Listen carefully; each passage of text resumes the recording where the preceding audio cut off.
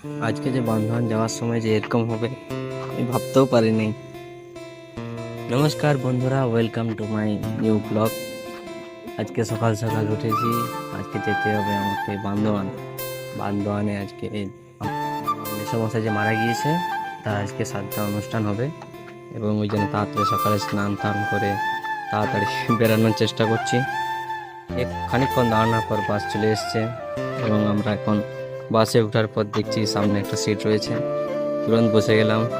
বাস তো এমনি ফাঁকা আছে, বাসটা যে স্পিডে নিয়ে আসলো, তুরন্ত পৌঁছায় দিল বান্দোয়ান। দেখুন, এটা হচ্ছে বান্দোয়ান বাস স্টপেজ।